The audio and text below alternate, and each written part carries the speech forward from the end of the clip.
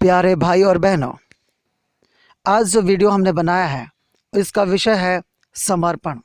और समर्पण को अंग्रेजी में डेडिकेशन कहते हैं। ये वीडियो बनाने का उद्देश्य यह है कि आज बहुत सारे प्रभु के लोग अपने बच्चों को और खुद को प्रभु के लिए, प्रभु के सेवा के लिए समर्पण किए हैं ये कहते हैं, लेकिन वे उस रीति से अपना जीवन को नहीं जीते हैं। वे कलीसिया में प्रभु के नाम से समर्पण करते हैं एक रिवाज के आधार पर, मगर वे समझते नहीं है कि समर्पण क्या है।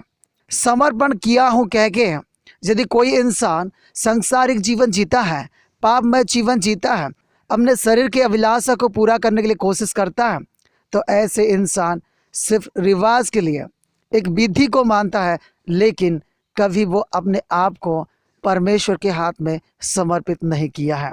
वो रिवाज के आधार पर खुद को या अपने बच्चों को समर्पित तो किए हैं, लेकिन वे ये नहीं जानते कि समर्पण का मतलब क्या है। आइए हम जानेंगे कि समर्पण का मतलब क्या है। समर्पण का मतलब है खुद को दूसरे के हाथ में सौंपना। और कोई व्यक्ति खुद अपने आप को समर्पित करता है तो पहले उसे अलग होना पड़ेगा।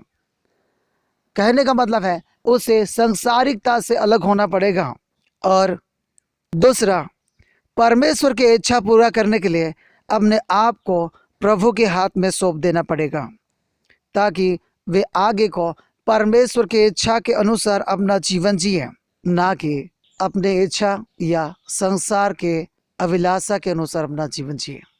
और यदि कोई कहता है कि मैं अपने बच्चों को प्रभु के लिए समर्पित किया हूँ, तो वो इंसान उस बच्चे को सांसारिकता से अलग प्रभु में शिक्षा दे के उसे परमेश्वर का भय, परमेश्वर पे भरोसा करना सिखा के उसे प्रभु की योजना के अनुसार परवरिश करना चाहिए।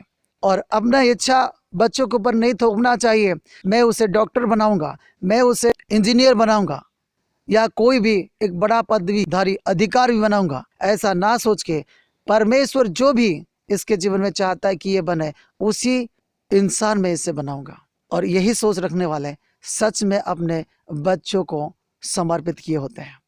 तो मेरे भाई और बहनों, आज जो बातें मैं आप लोगों से कहना चाहता हूँ वो ये है, यदि हम समर्पित किए हैं तो हम अपने इच्छा और योजना को मार के प्रभु के इच्छा योजना जो भी हमारे जीवन में है इस संसार में हम जिए